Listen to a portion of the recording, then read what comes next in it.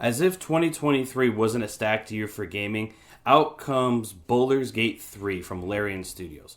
Now, it is without question in my experience of playing through Baldur's Gate 3 that Baldur's Gate 3 is undeniably a Game of the Year candidate. And one of the best aspects about Baldur's Gate 3 is how the developer Larian Studios has handled this game and how it treats its customers. It is no secret that by today, most people know that this game has no microtransactions. That when you pay your money, you get a full, complete, in-depth, large game for your money. And this is something that needs to be encouraged, as I come from the era where you had the Super Nintendo and Nintendo, and there was no patches, there was no bug fixes. The game came full when you bought it day one. Now, obviously, that is not the case in this game, as this game has had some patches and some bug fixes. The most recent patch that they added as of this review is they fixed 1,000 bugs in that one patch. So it goes to show you that yes, we still get patches, but at least there's no microtransactions, and when you pay your money, you get a full, complete game. So let's start off with the positives of Baldur's Gate 3. In my opinion, the number one best thing in Baldur's Gate 3 is how flexible the game is to the player. And what I mean by this is this flexibility goes to every aspect of the game. Whether it's your character creation, whether it's combat, whether it's dialogue options, the game literally molds itself based on how you play and what decisions you make. This is the best aspect of this game. I can't count how many times that I went through a scenario only to fail and then reload that same combat scenario, try again using a different method, and came up with a much more successful outcome. The game rewards experimentation, the game rewards exploration. So there's a lot of reasons to explore and expand the game, and just how fluid this game is. Now, it needs to be said that for myself, I have never played a tabletop game before. I've never played Baldur's Gate before or any D&D before. So I came into this game 100% total noob. And that is an important thing to note when I talk about the negatives of this game. But continuing on with the positives, another thing that I loved about this game is how gorgeous this game is. The system requirements is nothing crazy, but the characters are very well animated, there's a lot of detail, and the world itself just has a lot to it. And from a visual standpoint, from an artistic standpoint, this game is utterly brilliant. Another aspect that I absolutely adored about this game was in the form of its audio. The audio in this game is top tier, whether it's the writing, the voice acting, the cutscenes with the motion capture. Everything about this game's audio is great with the ambiance as you hear enemies roam around during combat, and whether you have dialogue options, everything about the audio is good. The presentation in this game is top tier. Combat itself, this is a CRPG. As I said, this is my first time playing it. The combat itself of this game is, for the most part, a turn-based game. And you have your whole list of characters that are on the top of your screen telling you who goes at what turn and when. And there are a lot of systems in place. Now, the systems in place range from things like surprising to being hidden in the shadows to elevation. There is just a lot of depth in this game. And another thing that I liked about this game came in the form of actually playing it with a controller versus playing it with a keyboard and mouse. I prefer the controller just because when you would roam the world, you could treat it like a third-person adventure and actually pan the camera down and walk behind your character. It was just something that I personally enjoyed. And, the controller inputs during combat weren't the greatest in comparison to keyboard and mouse, but I still preferred it with a controller. So controller players, you don't have to worry about whether or not the controls are good. In terms of the length of this game, Baldur's Gate 3, I've heard various reports of how long it takes to finish the game, and realistically, the length of the game really depends on you and how much exploration you want to do. I technically rolled the credits about 35-40 hours in because there is an ending to the game that you can achieve prematurely. I won't spoil who or where or when or how to do it, but there is an ending that you can achieve prematurely if you fulfill the right circumstances. But even beyond that, the good thing was I was able to reload my file and continue while still keeping that achievement, because I didn't want to start all over before I finished off the actual game all the way through to get a better ending. Another thing that needs to be noted about this as an RPG comes in the form of dice rolls. Now, this again is like a tabletop game. So there are instances where when you do a dialogue option, you have to roll a dice to get the higher roll for you to succeed. It is a way of an RNG aspect to it, but again, this game is like a tabletop game in a video game form. So it's something to be mindful of, that it's not like Mass Effect where you sit there, choose a dialogue option, and that's the one you get. No, there's actually a dice that has to roll.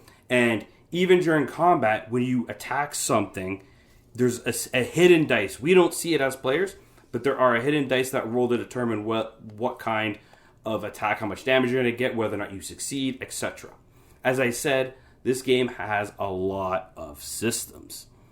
Now, this brings me to the eventual story, and the story itself of Baldur's Gate 3 is really, really good. As I said, part of what makes the story fantastic comes in that form of just the voice acting, the writing, everything about it, the cutscenes. This game has a lot to it.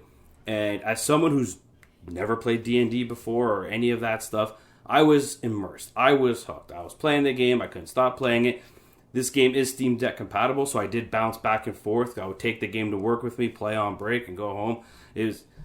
I was just addicted to the game. And it shouldn't, for new players who've never played, you got to try it to really see, because myself personally, I was skeptical with how to play the game and whether or not it was going to be for me. But once I tried it, I did fall in love with it. Like I said, my favorite aspect of the entire game when playing it was the flexibility. There was an encounter that I had where I tried it one way and it wasn't working. It didn't work in my favor. I ended up dying. So then I reload my file, do the encounter again. This time, I tried things a little bit differently, and because I took a different approach, I did different things, I was able to successfully complete the fight. So that flexibility throughout the game is utterly fantastic, and I think it is the best part of this game. So you, as an individual, you could play the game the way you want to play it, and it could be a totally different experience than the person beside you. That's literally how much depth Baldur's Gate 3 has. But this brings me to the issues that I've had with Baldur's Gate 3. And it comes in 3 issues. The first issue, probably the biggest issue I had with Baldur's Gate 3, came in the form of its level scaling / difficulty scaling. Now, there is no level scaling per se. The game does not level with you. What I mean by level scaling is if you primarily focus on the main quest, the main story of the game, you will oftentimes reach points in the game where your character is under-leveled. So essentially, if you are not exploring, if you are not doing side content, you actually greatly hinder your character's strength as you progress through the game. Essentially, the side content isn't necessarily side content unless you're willing to make the game even more difficult for yourself by just beelining the story. So that's something that for me personally, I wasn't a fan of. But even if you explore, even if you're the appropriate level for certain boss fights, there are certain boss fights that are just blatantly, stupidly hard. And I mean, like, you can be level 6 doing a level 6 boss fight, and everyone's the same level, but the circumstances of the fight itself and the way it plays out, you will feel like the deck is incredibly stacked against you to the point that it feels unfair. I've played my fair share of difficult games, Sekiro, Elden Ring, old school Battletoads on Nintendo, Contra on Nintendo. I've played my fair share of hard games. But there's a difference between a hard game that's fair versus a hard game that feels unfair. And a lot of these boss encounters will feel unfair even if you're the appropriate level. That is why I think the difficult scaling, particularly, not so much the level scaling, but the difficulty scaling, particularly with bosses, is the worst part of the game, for me at least. The other issue I had with Baldur's Gate 3 came in the form of bugs and glitches. So the first act, the game was basically flawless for me. Second act, I did encounter a bug where I interacted with an NPC, but the NPC just wasn't on screen. They were nowhere to be found. Their dialogue is coming up, but they're not there. And I've encountered a few other bugs along the way, And it actually got worse as you got to Act 3. Act 3 was significantly worse. And I know that they did patch fixes, so that could have changed. But in my experience, there was quite a bit of bugs in that, later parts of the game. The last thing I want to complain about, and this is the third issue that I had, but this issue pertains to people like me, total new players who've never played tabletop games or D&D or Baldur's Gate or any of that. The learning curve. This game has a very, very, very deep learning curve. I mean, just when you first start out and you're creating your character, there is a boatload of dialogue and terminology that you need to understand in order to enjoy the game. And the game doesn't really do a good job of explaining, certain aspects of the systems. So I went in, and my recommendation to any new players is to go with a pre-built character, which is basically an existing character that has their own little story that is part of the lore of the game. I recommend that because when you build a character from scratch and you're trying to allocate things like stats, you may not have an idea of what's a good setup or what's a good baseline build to start the game with. So after me personally spending 30-40 minutes going through the character creator, I decided that, I'm going to go with an existing character because it allowed me to have a baseline that was pre-built for me so that when I actually started getting into the game and learning more and more about it, it would make it easier for me because I already know I had a good baseline to start. Yes, you can respec for a relatively cheap cost, but for a new player, I recommend going this way. And then for a subsequent playthrough, once you understand the systems, create your own character and do it that way. That was my recommendation. But it was an issue for me because the Steam return policy is 2 hours, and I'm like, there's no way 2 hours is enough for a new player to understand what they're doing. I spent 40 minutes just trying to create my character because there's so many dialogue categories that when you build your character, it's okay, what does this mean? What does that mean? What does this mean? What works with this? If I pick this race, what's a good build for this race? What's a good build for that class? There's just so much for a new player, and it's thrown at you right at the beginning. It's not a slow, gradual build of all the systems. It's plop, here you go. Here's your spaghetti. Find your needle in that spaghetti. It really is overwhelming for a new player. But once you get past it and once you learn the systems, what you have here is a fantastic RPG and one of the best games of 2023. Larian Studios has done a fantastic job with this game. I absolutely loved it despite the small issues that I've had with it. And to me, the more you play and the better you get, the more enjoyable the game gets. Especially when you choose to branch out and do things entirely different a second, third, or fourth time around.